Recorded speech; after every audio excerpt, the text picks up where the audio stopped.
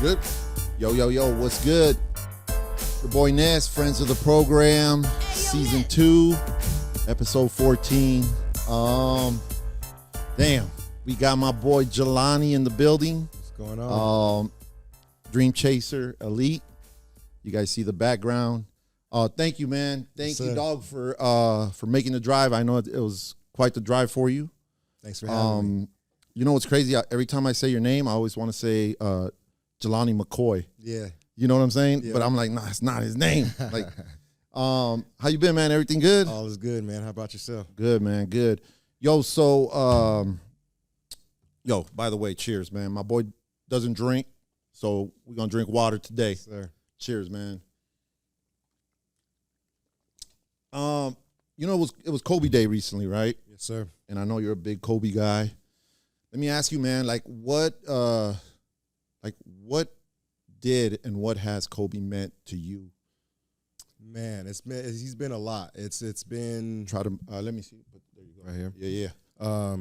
He means a lot just to the basketball community, but to me personally, he got drafted in 96, so I was like 9 or 10, and probably the first memory is I got one of his cards, right, and then right after that, I think I was in 5th grade.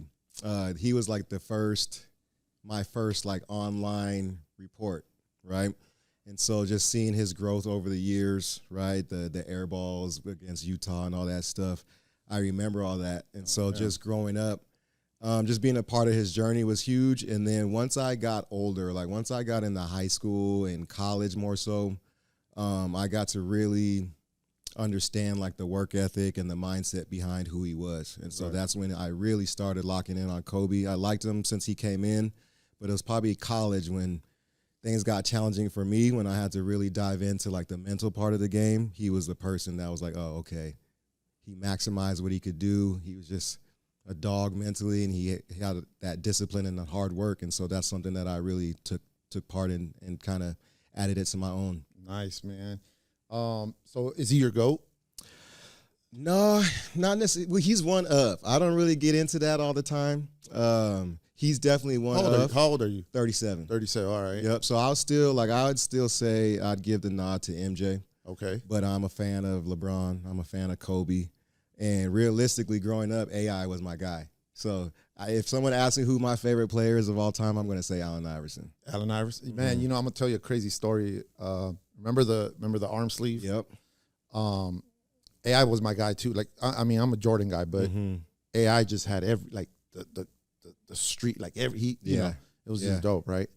And I remember seeing the arm sleeve, and I couldn't find it anywhere. Yeah. So at the time, I had this tailor friend of mine, older guy, and I said, hey, can you make me some of these? And then he was like, yeah, let's just go to LA, let's buy some fabric, I'll make you some. So we go down there, man, and he makes them for me, and I throw them up on eBay, right? And boom, right away, boom, $80, $70, 80, and I'm like, oh, let's go. Yeah. But, you know, with eBay, if it's not authentic, you know, I'm using like Allen Iverson, arm sleeve, NBA, blah, blah, blah. Right away, they shut me down. Boom, within like a couple days, right? Shut me down. So I'm like, damn, they killed it for me. You know, I was making money. So I went and bought basketball cards.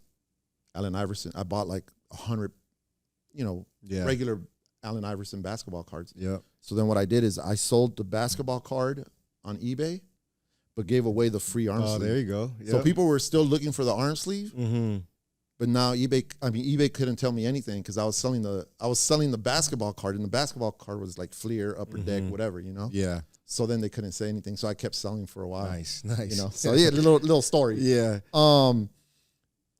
Let's get into it, man. I know you're a coach, right? You're a coach, and you train.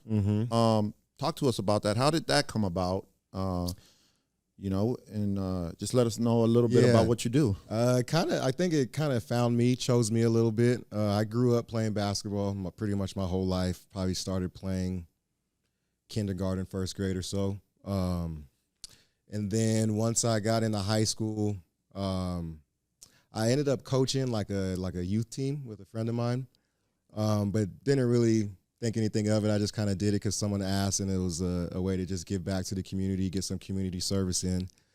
And then once I was getting into my junior and senior year of college, I had a mentor of mine. He was helping me learn how to shoot. His name's Character Hart. He was helping me to fine-tune my shot. And in return for helping me shoot, he wanted me to help him with his club team. He had a girls' club team that he had started when I was a kid, pretty much. And so that was probably my first taste of coaching. And he was a high-level coach, so I got to learn a lot from him. And then he ended up taking a college job. And so that team that he had me help needed a coach. And it was a good group. I loved the girls already. And they wanted me to take over the team. And so I took over that club team first. And at the same time, my alma mater, high school, Dos Pueblos, they needed a girls coach. Where's that at? In Goleta. Oh, Goleta? All right. Yep, Goleta, California. And so once they offered me the job, I talked to my family and my friends about it because coaching wasn't really something that was never in my plans at all. And at the time, I still wanted to play. I had just finished college, and I was trying to see if I can play overseas or something like that. But nothing was really coming, and they asked me to take over the coaching job at my high school. And so I ended up doing both. I ended up coaching the club team, which was most of the high school girls at DP. So it kind of just all made sense. And so I kind of just told the school, like, let me do it for a year. Let's see how it goes. I don't know if I'm going to like it. I don't know if you guys are going to want me back. I don't know how good I'll be. Yeah. But I'll give it everything that I have. And it was really the confidence of my family and the school and my previous coaches are like, you can do it. And so I was like, I'll try it. And so from there, I loved it, and then I never stopped. Nice, man. So how much did you take from that coach, you know, when it was your turn to do it? Mm-hmm. Like how much of I took his mentality, how much did I took a lot, but I took time to like I took a lot from a lot of my coaches that I had. So like my dad, he coached me for the most part growing up, probably from the beginning all the way through 8th grade for the most part. And so he had the biggest influence, I'd say, on my coaching style because he did a great job of coaching kids, and he was hard on us and disciplined, but at the same time, he was our biggest supporter. So there was a good balance. And so I'd say that's probably where my foundation came from as a coach. But then as I got older, I also had other coaches, my high school coaches, my college coaches. And so I would take the good that I had from their experience, and then I'd try to leave the bad so that I was making myself, conceptually wise, the best coach I could be. Nice. But and so you said you hooped in high school, mm-hmm. right? Yep. All 4 years. Mm-hmm. And did you end up getting any, you know, letters of intent to play somewhere, or? Yeah, so I ended up playing after my senior year. I had some interest, but not the kind of looks that I wanted. So I ended up going to Bakersfield College, and I played there for a year. I had good grades all the way through high school, so I just needed to find a home basketball-wise. I didn't need to qualify academically. And so I talked to my coach, Coach Hughes at Bakersfield. He was a big influence on me as well. We talked before I signed. It's like, hey, if I play well enough, will you help me get out in a year? Because usually you got to stay for 2. Mm-hmm. And he said, yeah, if you keep your grades up and you play well enough, we'll do what we can to try to get you out. And so that's pretty much what happened. I played well enough to get a scholarship to Missouri Valley College. And so nice. I finished my last 3 years there. All right. Point guard? Point guard, shooting guard. Yeah. Mm-hmm. And what were your averages? At Missouri Valley, they weren't anything super crazy. I was definitely a role player. How were your averages in high school? Like your senior year? Senior year, probably between 16 to 18. Okay. Yeah, so it wasn't anything super crazy. This was in the 90s? 90s? I graduated in 05, 2005. Yep. So we had a solid team, but I probably averaged around 16 to 18. Nice. Mm-hmm. How did you like moving away, going to college? That's what I wanted. That's what I wanted. So after high school, I kind of had it set that I wanted to kind of just get away. Goleta, Santa Barbara's a small town. I'm the youngest of 5, and my parents are kind of big people in the community. So the spotlight was on us a lot, so I couldn't really do a lot without getting seen. And so by the time college or high school went, I was like, man, I want to get as far away from Goleta as I can. And so I ended up in Missouri. It was definitely a culture shock, though, because I didn't visit before I went. I kind of just went off of the strength of the communication I had with my coaches and the players and stuff like that, and just took a leap of faith. And it worked out, but it definitely was a culture shock. Yeah. What division is that? NAIA. Oh, it's all right. Nice, man. So you've always hooped since a little kid. Like, did you play any other sports, or was it? Not really. My dad taught us a little bit of tennis, so I played tennis just with the family. I ran track a little bit, did a little bit of flag football, but our parents never let me or my brothers play tackle. So basketball was pretty much the main sport we fully locked in on. Did your pops play? He played. He did? Yeah, he actually grew up in Brooklyn, New York, so he has a strong love for basketball, and he kind of brought that with him when he moved out to California to me and my siblings, and all of us pretty much loved the game. What is it, brothers and sisters? Did they hoop also? Yeah, so I'm the youngest of 5. I have 2 older brothers and then 2 older sisters. My 2 brothers played a lot. They were really good. They played high school and a little bit of college. My sisters played in high school as well. Nice, man. And let me ask you this. In high school, when you were on the team, when you were on the squad, like what kicks did you have on? In high school, yeah. So I wore Iversons a lot. Once we got into high school, I loved them. Yeah, those are my shoes for a while. Especially like growing up as a kid, I wore Iversons a lot. Once high school came, like my senior year, me and my boy Phil, we got you remember the Huaraches, the 2K Huaraches? Yeah. So we got those customized for our school colors. So we played in the Huaraches. We played in a lot of T-Maxes too. T-Max as well. Yeah. That's one of my boys. That's like his ultimate, like his favorite shoe of all time is a T-Mac. Nice, man. What about college? Were you guys sponsored by a big? Nah, we weren't by a big company, so we got to kind of wear what we wanted. And then once I got to, let me try to remember, Bakersfield, I think I still had the Huaraches. And then once I got to Missouri, that's when Kobe switched to Nike. And then I was wearing all Kobe's ever since. Do you have any of them still or no? I have yeah. So they're old. I had the 3s, like the black, like mids that had like the little waffle print. I still have those. I love the 4s when they first came out, so I tried to get as many colorways as those. So I still have, they're all beat up, but I have them in a box still. You know which ones I like are the I want to say, are they the 10, like the real high ones that kind of look like boxing shoes? Yep. Like those are dope. I had the blue ones of those. I had the it was during All-Star, like All-Star weekend. Like I bought the All-Star ones, man. Like, and then I sold them. I was like, damn. And then it was crazy because before you were able to get Kobe's like easy. Nothing, man, like nothing.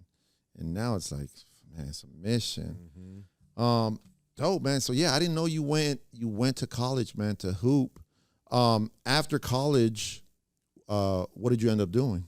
So I graduated in 2009, came home back to California to just get in shape, and the goal was to play overseas. So I was just doing whatever I could to stay in shape and get ready for that. But it was kind of around this time of year, late August, nothing was really coming.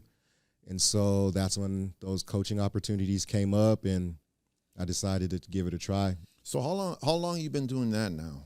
The coaching and the training, because you train also, right? Yeah. So I actually got into training, I guess, before coaching. So there's at Dos Pueblos, the school nurse. She was like a good mentor for me as well while I was in high school. She just helped me stay on the right track. I had a lot of good people on campus that kind of helped keep me on track. And she was one of those people. And she had a daughter that was a super stud, super athlete. And like I knew her since she was a little girl. And she played like all the sports. I don't know if you remember like punt, pass, and kick. But she was like beating all the boys. They still do that? I don't think so. I haven't heard of it in a long time. I haven't heard of it in a minute. Yeah. So she was always a good athlete, and I always saw her progression. And so by the time I graduated high school, I believe she was like a freshman or sophomore, and she was doing pretty good. And so my nurse, Frances, she eventually just asked me, like, hey, can you work out my daughter and see if you can help her at all? And so I worked her out, and it went really well. She was super smart, super attentive to what we were doing. And then I got to watch her play after, and she started doing some of the stuff that we had done in that one session. And I was like, oh, dang. You know what I mean? Because she was already good, but just adding on to it, and it was just like, okay, I like that. Mm-hmm. But it wasn't even a thing back then. Training like it is now, it wasn't like, it was just something, I guess, some people did. I think LeBron made it kind of big now. You know how he takes care of his body? Yeah. He spends so much money a year. And, I mean, that's why he performs at a high level still at his age. You know? For sure. So do you only train and it's just girls? No, it started off just girls. Because after I trained her, I loved it. And then she was on that club team as well. So it all kind of came together, and she was on the high school team that I took over as well. So she was the first one I trained. I saw that I could do it and I enjoyed it. And then I saw that I could help someone.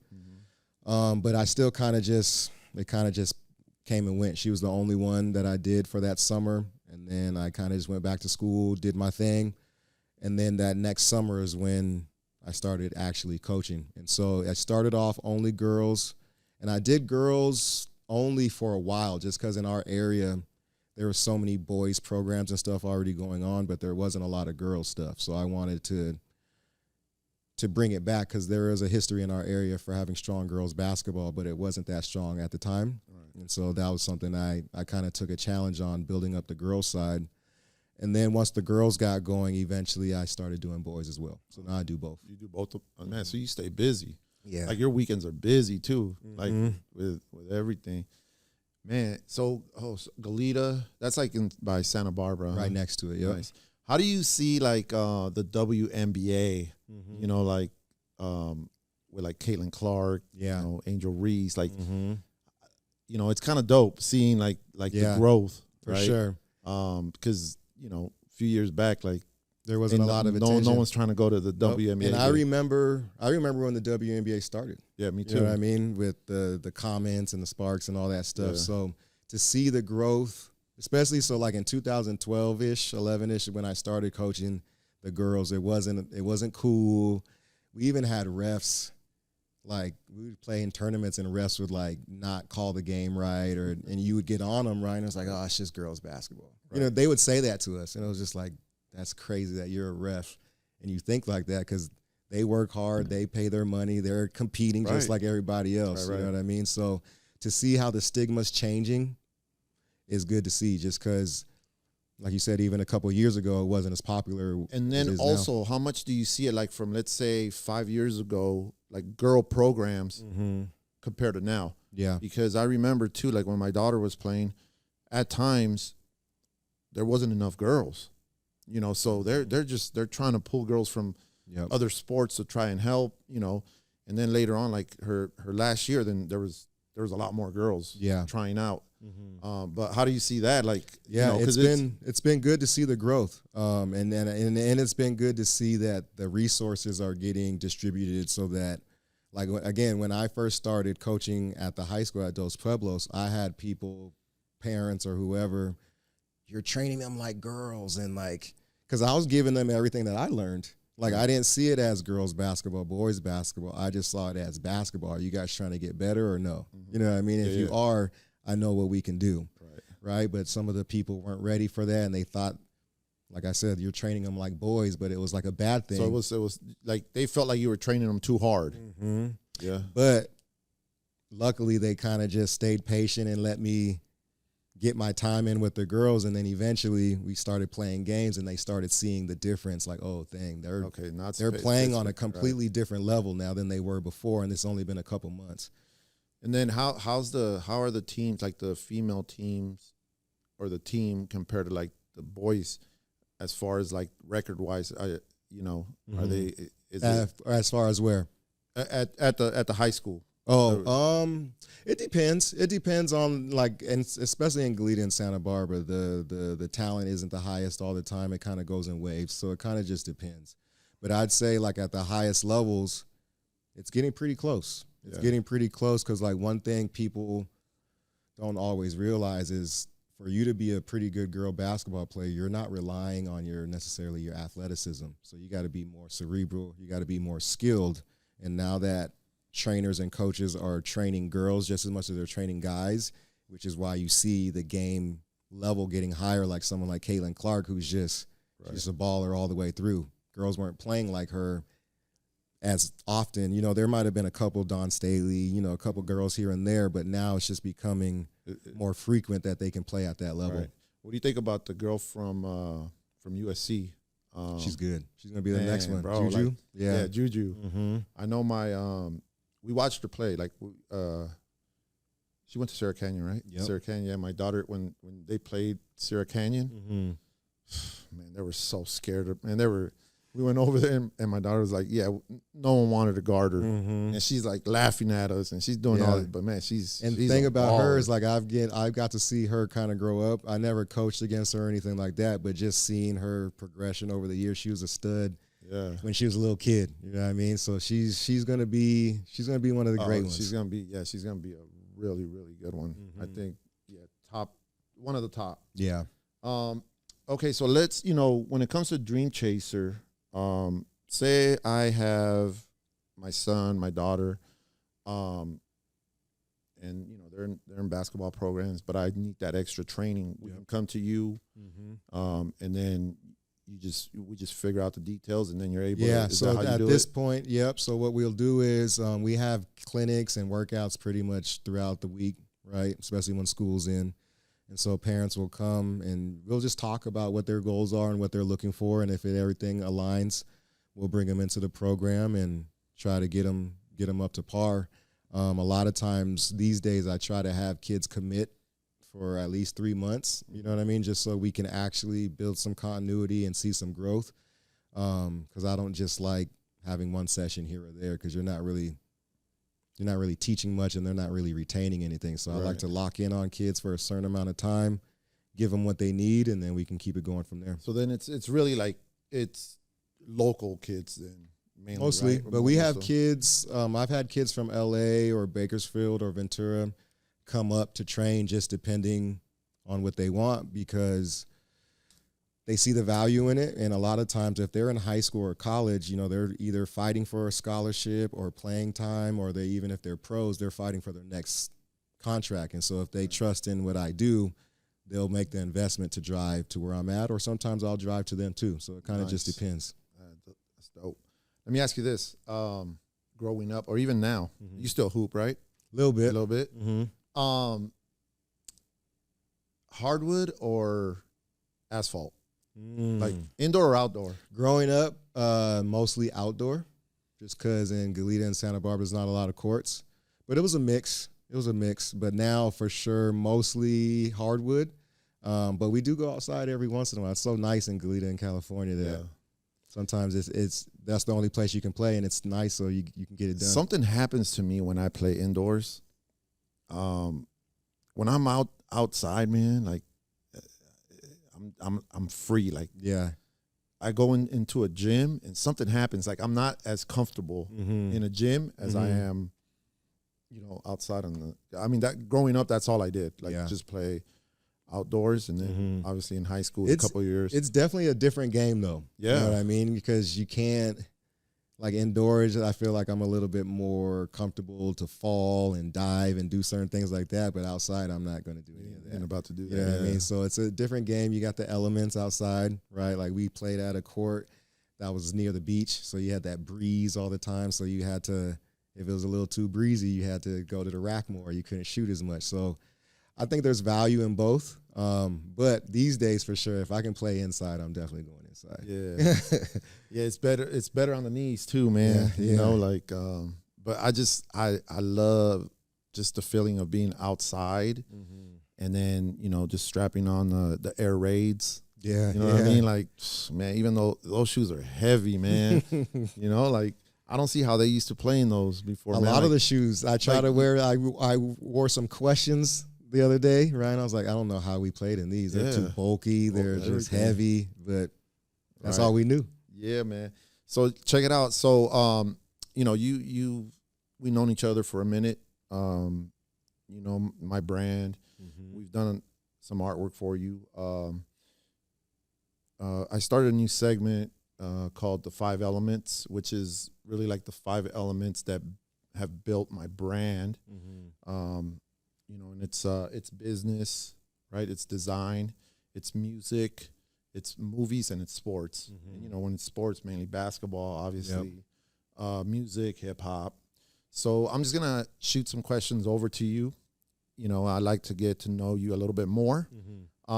So obviously, you have your company, you have you do your training. When it comes to, or let me ask you this first. Say I wanted to be a trainer.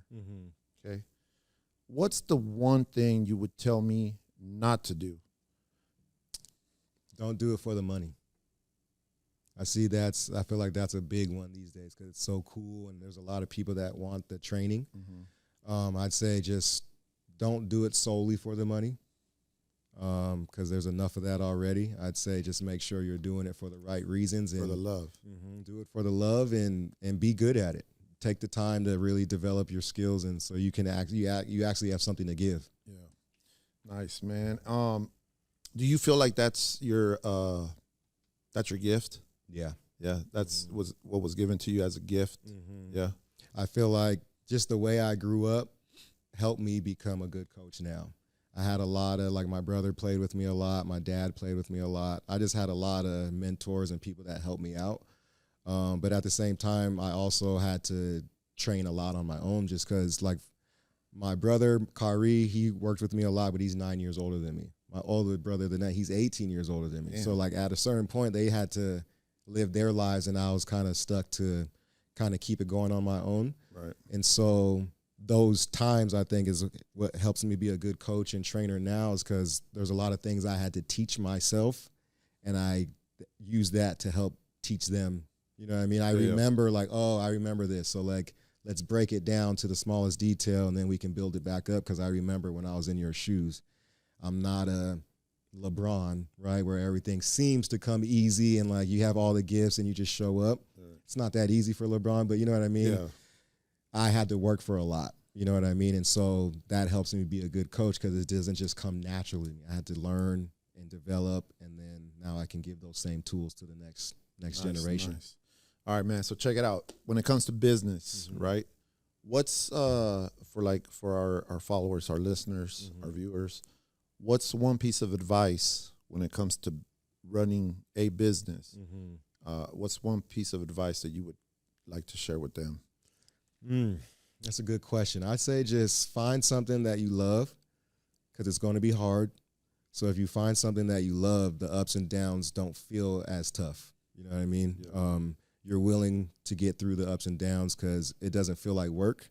So put yourself out there to figure out what you like and what you love, and then figure out the game plan on how to make it a good business because it's going to be tough. It's going to take a while, but if you love it, it doesn't feel like work. Dope. All right. Now, as far as design, right? You know, you design.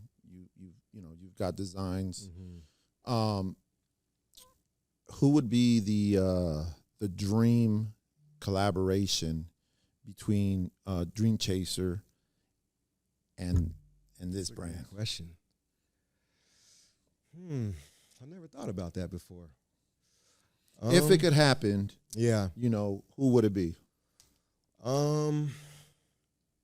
That way we got to put it out there in the universe. Yeah. So. One thing I've been thinking about and putting out there a lot is collaborating with the Mamba brand. I wear his shoes a lot. You've done a lot of Kobe designs and stuff over the years. That would be fun just to see my logo, and I try to, like I said earlier, I try to emulate kind of his mindset and how he approached things with the Mamba mentality. You've made a design, I think, the Dreamchaser mentality. So, you know what I mean? There's a lot of parallels about it. So that's probably one. Another one that would be good would be the Marathon brand, Nipsey Hussle. He's a big, business-wise especially, he's been a big influence on a lot of things that I do. Right. Oh. All right, when it comes to, say you guys got a big game, right? You guys, it's a championship game. And you're going into the opposing team's gym. You're not even playing at home. Yep. What are you listening to going into that gym? It could vary. It could vary. Think about it. This is a championship game. Yeah. Right? Yep. and you got to get your mind right. Yeah. Right? Because you're walking into the opponent's gym. Yeah. So it could either go either way. Growing up, and especially in college, I listened to a lot of Tupac because it could be wide range of emotions, right, and vibes. As I got older, it was Nipsey, right, for kind of the same reasons. But at the same time, it all depends on how I'm feeling. Because if I'm too hyped up, I might bring it down and play some old R&B, some Gap Band or something like that, some oldies, right? Okay. Some Motown or something mellow just to keep me mellow, because I play best when I'm chilling. Oh, all right. But there, like I said, there's other times where if I'm just on one, I'll put that Tupac in, I'll put that Nipsey in, some J. Cole maybe. So nothing too crazy, but something that still gives me some substance and gets me locked in. Now let me ask you this: you guys are playing at home, and you got a DJ there. What are you playing for your girls? And it's a championship game. That could vary too. Because when they were in high school, I'd let them make their like warm up tape, right? But then I'd also have to okay it, right?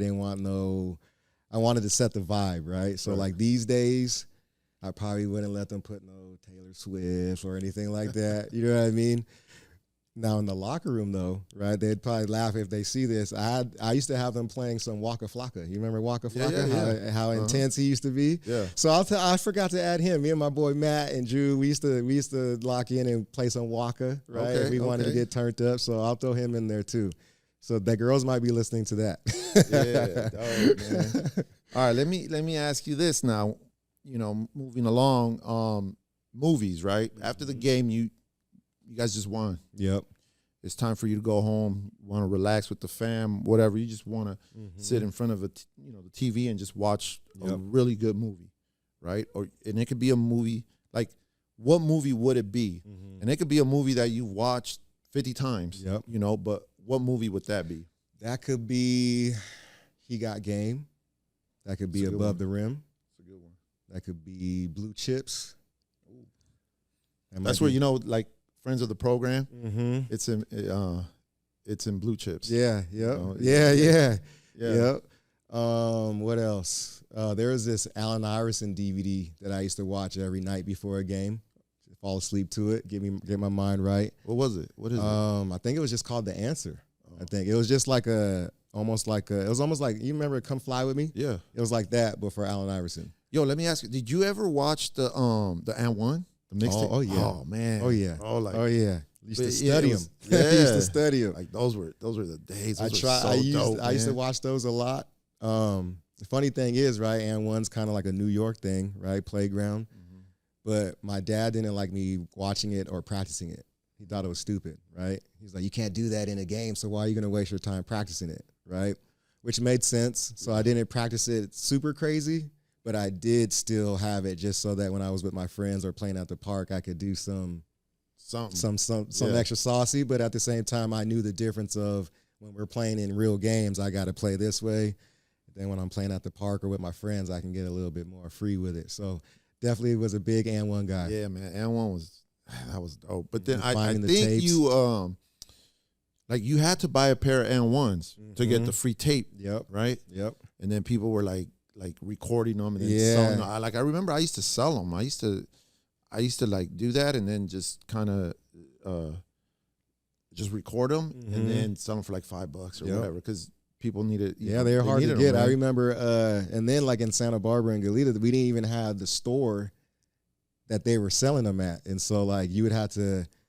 I don't even know how we did it back then, but like you find, someone has it, Jacob has it, someone has it. Hey, can I come over and watch it with you? You know what I mean? Because people wouldn't let you take it all the time. You'd have to go to their house and watch it with them. Yeah. Try to remember, try to practice it. So remember the Nike, how Nike came out, like right after that, they came out with like the freestyle. Yep. That was dope. And then it kind of killed the momentum for And One, man. I was just like, man, these fools they're so big they could do that in an instant. Yeah. But that commercial was classic. It was. It was dope, man. All right, man, moving on. So the last one here is sports. You being a big basketball guy.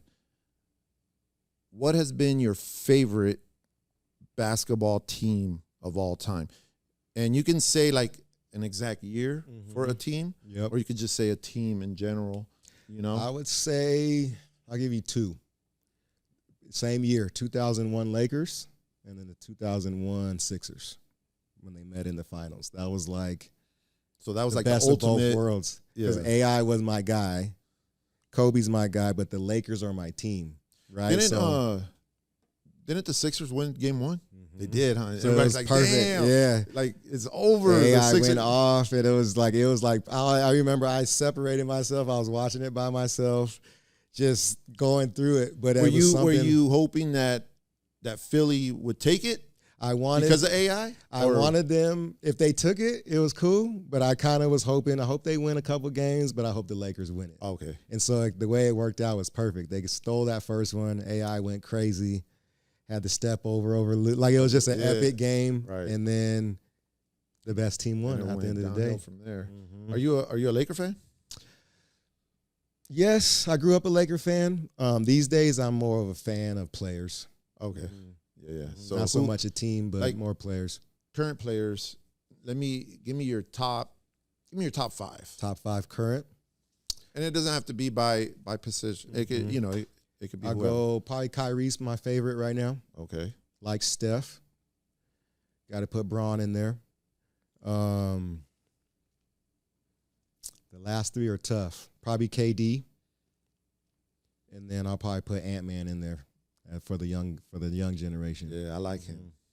I like his, he talks a lot, but I think there's a reason. Like, he's doing it for a reason. Yeah, And and then he he's backs young, it up, bro. he's Like, confident. he's He's going to be confident, the yeah. next one, it seems like. So Yeah. it's like, if you think about it, all the young guys that are the next ones in line, they all kind of have that swag, that attitude. yeah. If you remember AI, when he came in, he was like, I'm going at Jordan. I'm not scared of him. Yeah. I'm not wearing suits like him. I'm going to do it my way. I'm going at all you old dudes. That You know what I mean? crossover was dope. man. Changed my life. Man. Changed my life. After that, it was over. You know what I mean? Seeing someone do that to MJ, it was just like, oh yeah, this is my guy. And I liked him even in college at Georgetown, but to see him Me too, yeah. do that on that stage, it just Was the he, way he was a rookie, right? Mhm. During and his it was rookie year? almost like the way the kids loved Steph Mhm. was the way everyone loved AI back in that day. And do you think people, like the kids nowadays, they feel like that about Ant? Or even They're like starting to. like John Ja. Morant? Because John Yeah. Morant, like, There's a lot of young kids, more so especially before he got in that little trouble he got into. Yeah. But a lot of kids were loving John Morant. John Morant, yeah. He's definitely, him and Ant, I think, are going to be the ones for the next generation that the kids really lock in on. Right. What do you think about John Morant's logo? It's cool. You like it? It's cool. It's not like, I think they went with like kind of like a Kobe, Mhm. vibe, but I don't know, man. I don't feel like a lot of these logos aren't that great these days. Nah. You know what I mean? Like the ones in like previous like the Kobe logo turned out to be pretty solid. Obviously Yeah. the MJ, LeBron's. I like LeBron's. You know what I mean? AI, like they're not as they don't seem as iconic as they used to. Yeah. Well, shit, man. That was the 5 elements, man. Appreciate it. I learned a little bit more about you. Yo, I know you're a big nutrition guy. You didn't bring the sea moss today because I was gonna try it, and I know why you didn't bring it now. 'Cause it's bad for business. Yo, do you take sea moss like Every day. every day? Yep. Like, how much of it do you take? In the morning, so I'll wake up, and that's usually like one of the first things I'll take. And I'll usually just, like how I try to have you take it, I'll usually just take it straight out the jar. Bro, But a lot of people can't take it like I that. can't. You You know, know what I it mean? was? It was the jiggling, like Mhm. like you take a spoonful of it and it's Yeah. like jiggling, and I'm Yeah. like, oh, like, it just looks like it's alive, bro. And I'm like, oh, Yeah. and then like just it's gritty, like, Mm-hmm. oh man. But what good, like what's in it that's good for you? Or what So does it do for basically, you? yeah. So it's basically just a type of seaweed, and it just has the easiest way for me to explain it. It's like a natural multivitamin. So it Okay. has a lot of the nutrients we need. You know what I mean? And depending on where you get it and the quality, determine how much nutrients and how strong it is. But overall, it's just a good boost of nutrients to help you keep you strong and keep you healthy. And then if you're actually sick with something, it helps build you up so that it goes away pretty quick. Do you take, so you take it in the morning? Mm-hmm. So I'll usually take it when I wake up. I'll just take a couple scoops, a couple tablespoons out the jar, and then it's like nothing for you now. Yeah. Right? Like, so the thing is, my dad used to give it to us when we were little. Oh, damn. So like, and my dad don't play. So like, he would just say, here, take it. You have to take we it. couldn't mix it with nothing. It wasn't a debate or nothing. It was just like, here. You know what I mean? And back then, I didn't even really know what it was. But then around probably 2016 or something around there, I kind of started just getting into researching and learning about more health stuff. And then I came across it from Dr. Sabi was the first person I heard to think about it or speak about it. And so I started researching it. I was like, Dad, you ever heard of sea moss? Right? And he's just like, boy, we've been on this. That ain't new. You know what I mean? And so I was like, oh. And then I kind of remembered it, but I just remember it as not tasting the best, but you just got to take it. You know what I mean? Do you give some to your players? Some of them. Yeah. Some of them, because that's the thing. Not everyone likes it. You still, you make it, right? Or you still make it? Yep. So I don't make it as much as I used to, but for family and friends, yeah, definitely make it for them. And just they actually it's, want some? Yeah. Yeah, because like it once you get in a habit of taking it consistently, you feel different. And so a lot of people just get over it. That's what it is. Like you have to get over they like, find a way to make it fit for them. You know what I mean? Like some people, like if you put it in as tea, if you just mix it with some hot water, you barely taste it. You don't got to deal with the texture, and you can take it that way. A lot of people now that it's trendy, they like mixing it with fruit. I don't necessarily mix it with fruit because you only do that to make it more palatable, right? Is there? So and then you can put it in capsules or no? Or does it take away from? I don't know. Some people say it does. I think the biggest thing that I've seen when they mix it with fruit is if you just make it with just normal seaweed and water, basically that's what it is, it could last 2 to 3 weeks in your fridge, right? But if you juice or some fresh vegetables or fresh juice, it only lasts a couple days in the fridge. You know what I mean? So if you mix it with the sea moss, it's not going to last as long. So you got to eat it quick. Hey, I'm not going to lie to you. I think I left it in my fridge for like 3 months. Oh, yeah. I got all moldy. Huh? Oh, I was like, oh, man, I got to throw this out. Yeah. No, I tried it a few bad. I think I did it like for a good 3 days, 4 days, but I couldn't, man. Like I couldn't get through like the wiggly, like I'm like the spoon and it's like jiggling. Yeah. And then once I popped it in, like the grit, like oh man, I just couldn't do it. And I know you saw the video, right? So someone like you, I would say just get it in capsule form. You can get it powdered up, put it in capsules, like, same. Oh, all right. And that way you don't taste it. I think my wife was telling me that they have it in capsule form. Yep, and so that's a lot easier. It's convenient. You can travel with it. So that would be like the alternative to like a multivitamin. Yep. Okay. Yep. And it's good for, like I said, it's good for your skin. It's good for your nails, good for your hair. A lot of women will use it. Are you vegetarian? No. Okay. I don't eat a lot of meat, but I do every once in a while. I just try to eat as clean. Try not to eat much processed food. So just try to keep as clean as possible. Like after this, you're not down for an In-N-Out burger? Nah, probably not. Protein style? No. You know what? I used to, but then I saw a video not too long ago of how burgers are made. And it kind of just, I'm cool. Hey, you know what's crazy? Like, those videos be doing something to you. Like, when you watch them, you're like, oh, nope, I'm not going to do it. Years ago, like 10 years ago, I think I saw how hot dogs were made. And I was like, oh, that's nasty. I'm never touching one of those again. And so what's like your, like let's say your breakfast, right? What does your breakfast look like? I try to keep it light. Fruit, water. That's about it. And then once lunch hits, that's when I'll probably eat something a little bit more heavy. Like what? That depends. It kind of depends on when I'm feeling. Because I try not to like put myself like with a lot of rules. I just try to stay away from fried food, processed food mostly.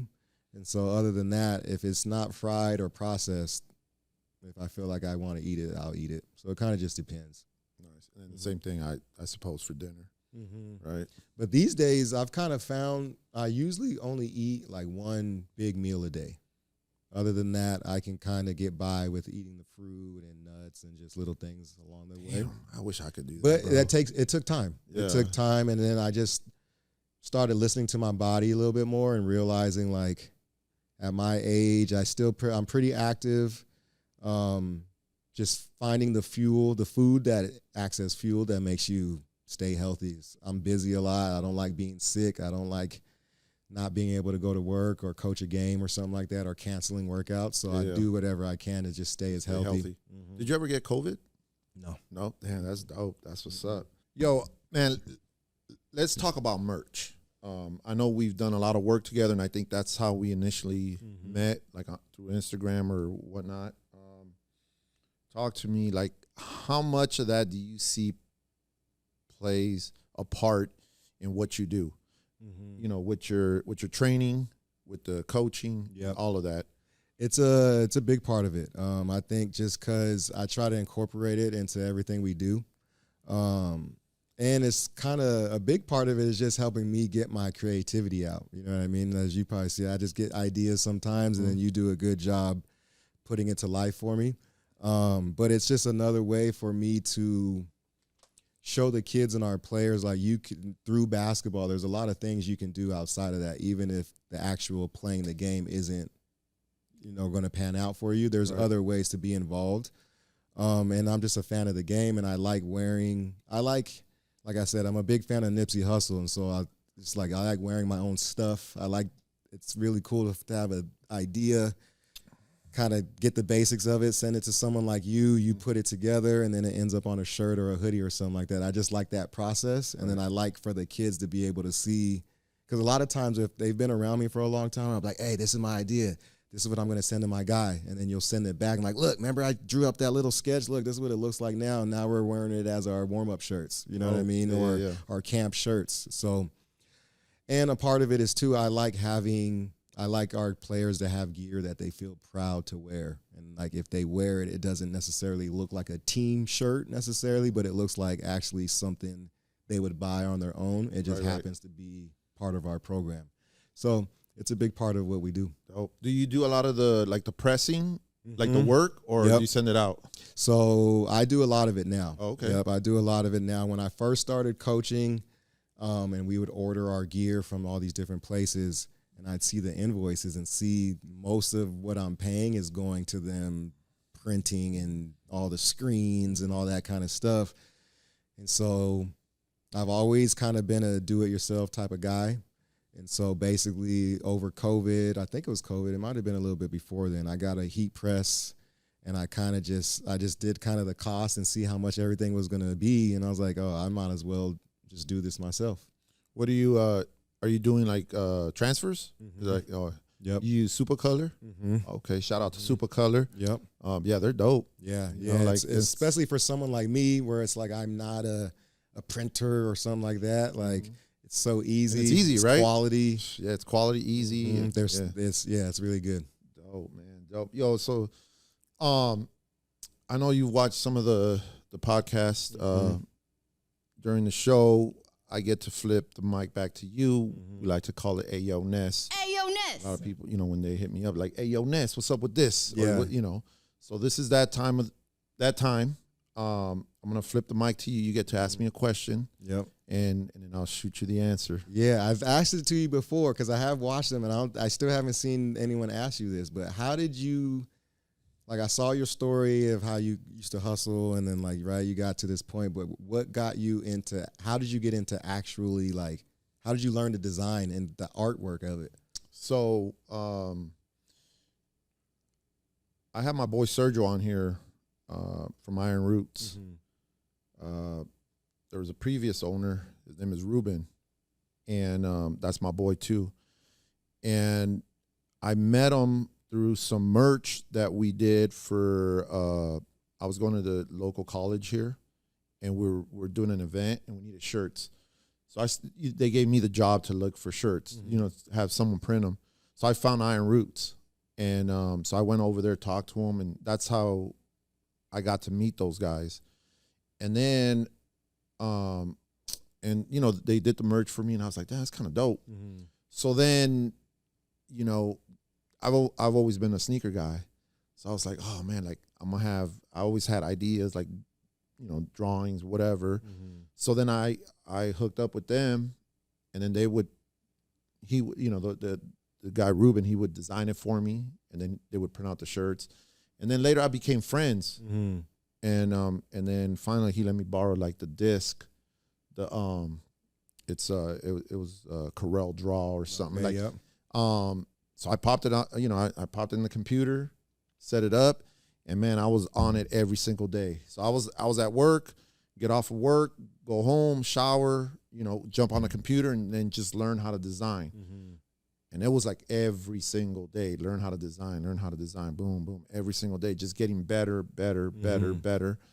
And I just fell in love with it. Like I was on the computer for hours, and it felt like nothing. Like you were saying earlier, when you find something you truly love, it doesn't feel like work.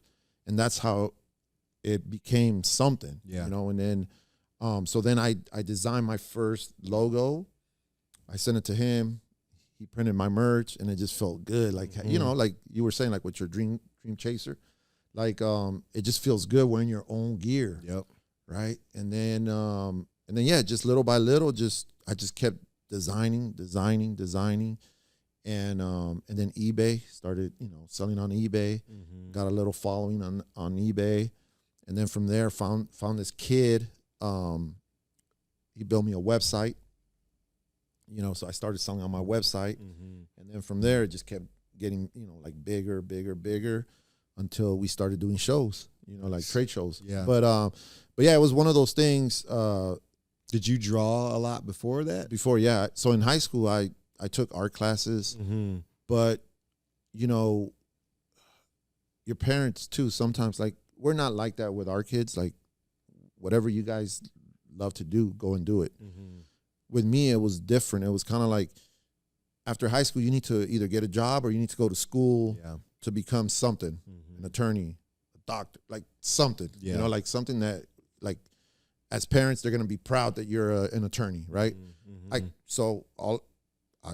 love music, and I love to draw. And I was like, what am I going to do? You know what I mean? Like, it was hard for me I wasn't about to tell them, like, I need to go to art school, Yeah, especially back then. Back then, yeah.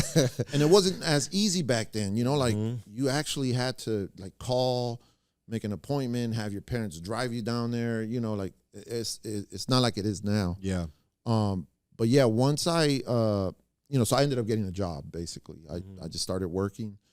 And then when I met them, that's when I truly, like, fell in love with design. Like, and man, like, I tell you, like, I have people hit me up, and they're like, bro, like, how do you do it? Like, how do you design so fast? Like, something happens today, and then boom, tomorrow I have something, right? Yeah. And I'm like, bro, it's taken me 20 years to be able to think and then actually act, right, and then create, So, but yeah, like, what we're saying about having a gift, I feel that's my gift, and that's one of the reasons why I stopped printing. Printing was taking too much of my time, and I didn't like it. Like, I was over there, doing production. Yeah. When I needed to be in the office creating art. So I told myself, I said, no, I'm just going to send it out to the people that are great at printing and they love doing that. And I'm just going to stick to being in the office creating, So yeah, that's how it came about, man. I just, I fell in love with it, and I to this day, I design every single day, man. Nice. So that's what it is, man. Yo, we're coming to the end of the show. I appreciate you, man, again, driving out here. You. But before we go, I need you to let them know how they can get a hold of you. Maybe, someone out there has a kid that's already hooping, but they need, some extra training. Just let them know how they can get a hold of you, or in case someone's out there wanting CMOS, man, this is the man. So on Instagram, at Dreamchaser Coach, that's probably the best way to get in touch with me on social. That's the one I'm most active on. And yeah, that's probably the best way. I have a website, dreamchaserelite.com as well. So those are probably the two best ways to get a hold of me and get something going. Well, dope, man. Listen, I appreciate you, dog. Yes, sir. Thank you. Man, I knew I had to get you on here. You had a great story, man, and I'm happy that you made the drive and we were able to do this, man. Yes, sir. Appreciate so thank you guys, and to the next one, man. We out. Yes, sir. Good, man. Yes, sir. Appreciate it. That was fun.